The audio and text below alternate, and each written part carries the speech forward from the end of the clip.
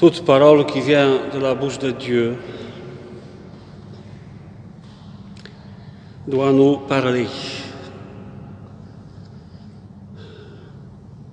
C'est-à-dire que derrière cette parole de la passion du Christ, il y a un message pour chacun de nous ici. Impossible de puiser dans ce puits très profond de la passion du Christ parce que c'est, selon les mystiques de l'Église catholique, la seule source de la sagesse, c'est la passion du Christ. On va essayer seulement de parcourir un peu la première lecture d'Isaïe pour essayer de retrouver ces traces de la sagesse divine. La multitude avait été consternée en le voyant,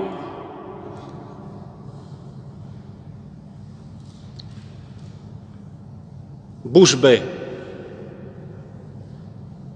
Devant lui, les rois resteront bouche bée. C'est-à-dire que la passion du Christ doit interpeller, c'est-à-dire poser les questions. Qu'est-ce qu'y a-t-il de particulier, d'exceptionnel dans un homme qui progressivement, pendant sa passion, a été rasé, effacé et réduit à rien.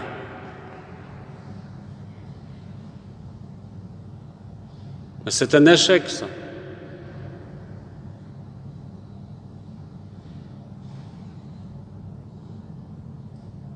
Qu'est-ce que moi, je peux apprendre dans l'exemple du Christ souffrant qui est doucement, pas à pas, complètement ridiculisé, rejeté, physiquement exterminé, physiquement, nié politiquement, comme un faux roi, rejeté par le peuple, acclamé un imposteur par les autorités religieuses, un faux messie, et en plus un hérétique puisqu'il s'est dit fils de Dieu. Il était sans apparence, ni beauté qui attire nos regards. Son aspect n'avait rien pour nous plaire. Méprisé, abandonné des hommes, homme de douleur, familier de la souffrance. Il était pareil à celui devant qui on se voile la face. C'est peut-être la plus grande souffrance. Parce que normalement, si quelqu'un souffre, la réaction naturelle de tout homme, toute femme qui a encore en soi un peu d'empathie et de l'amour, d'humanisme, c'est la compassion, alors que là, on se voit la face. C'est le comble du mépris, ça. Parce que la face, c'est l'identité de la personne. Et le visage du Christ est tellement repoussant dans la passion qu'on n'a même pas pour lui nos faces. On n'offre pas à ce Christ notre compassion. En fait, c'était nos souffrances qu'il portait. Nos douleurs, dont il était chargé. Là, cette petite phrase d'Isaïe nous révèle le sens surnaturel de la passion du Christ. Pourquoi? C'est la réponse à la question pourquoi Jésus a souffert. Souffrant nos souffrances et nos douleurs. Je proposerai ici deux catégories de souffrance. Souffrance, c'est tout ce qui est souffrance, disons, physique,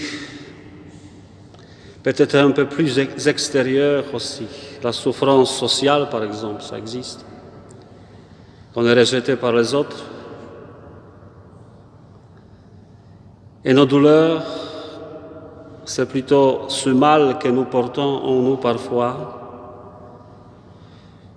Cette douleur à laquelle on ne trouve pas de remède. Mais ça va plus loin dans la phrase suivante. Nous pensions qu'il était frappé, meurtri par Dieu, humilié. C'est ce que ceux qui l'ont livré ont cru. Et les foules qui se moquaient de Jésus, même quand il était déjà cloué au bois de la croix. C'est Dieu qui l'a rejeté. C'est le comble même de la souffrance. Il n'y a pas plus grande souffrance que l'absence de Dieu.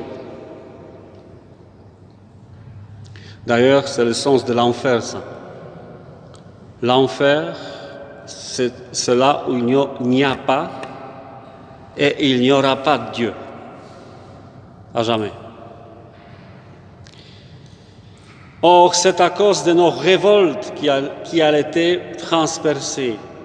Impressionnant le détail, transpercé par les clous et par la lance. Et je rappelle qu'Isaïe, c'était plus de 700 ans avant Jésus-Christ. À cause de nos fautes, donc il y a révolte, faute. Et à la fin de la lecture, je ne vais pas tout commenter, j'ai presque fini, il portait les péchés des multitudes. Donc, révolte, faute, péché. Et d'ailleurs, dans l'ancienne spiritualité, on faisait l'accent uniquement sur le péché. Alors qu'avant, on a parlé de la souffrance, des douleurs, du rejet, du mépris. Voilà. Négation totale de la passion de Jésus par son peuple. Le châtiment qui nous donne la paix a pesé sur lui. Et là, ça commence à être positif. On commence à comprendre que le châtiment, c'est toutes sortes de souffrances du Christ, c'est pour qu'on ait, nous, la paix. À quoi consiste cette paix de Jésus? Payée par la passion. Payer, ça veut dire rédemption ou rachat. Jésus a fait le rachat. Il a payé de sa souffrance pour nos péchés, fautes, douleurs, souffrances.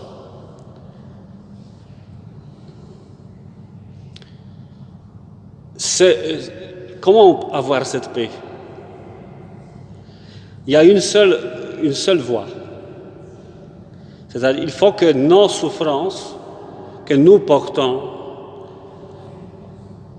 il faut les reconnaître, bien sûr. Il faut être conscient que nous souffrons. Ne pas refuter la souffrance que la vie malheureusement nous soumet sans qu'on la veuille.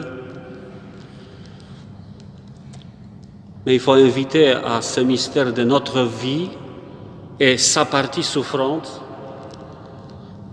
la souffrance du Christ. Parce que sans la souffrance du Christ, la souffrance de l'humanité, c'est une autodestruction. La souffrance qui n'est pas traitée, il n'y a pas de thérapie pour nos souffrances, ça tue. Donc il faut inviter Jésus pour qu'il nous touche là où ça fait le plus mal. Maltraité, il s'humilie, il n'ouvre pas la bouche, comme un agneau conduit à l'abattoir. Vous imaginez? Hier, dans la première lecture, jeudi saint, Dieu dit à Moïse, choisissez un chevreau ou un agneau d'un an, pur, sans tache. Vous imaginez conduire un agneau d'un an pour l'égorger?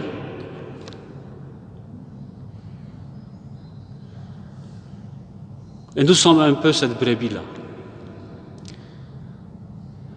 traînée par les forces du mal, par les mauvaises forces de ce monde, pour nous abattre. Parce que, je finis vraiment maintenant, là, dans cette passion, le Christ prend forme de plus en plus de l'état de l'humanité sans Dieu, jusqu'à la tombe. Donc l'échec total, qui est le destin de toute civilisation qui rejette Dieu. Toute culture, civilisation, époque, peuple qui rejette Dieu est voué à la destruction. C'est inévitable, c'est l'histoire qui l'enseigne ça. Alors que Jésus tend la main vers toutes les cultures, tout état humain, état dans le sens notre état intérieur, intellectuel, moral, il tend la main vers tout parce que Dieu n'a pas peur de nous, de ce qui est sale, de ce qui est mauvais et surtout malade. Donc, c'est peut-être ça le message de la passion du Christ. En fait, c'est le remède à nos souffrances pour nous guérir.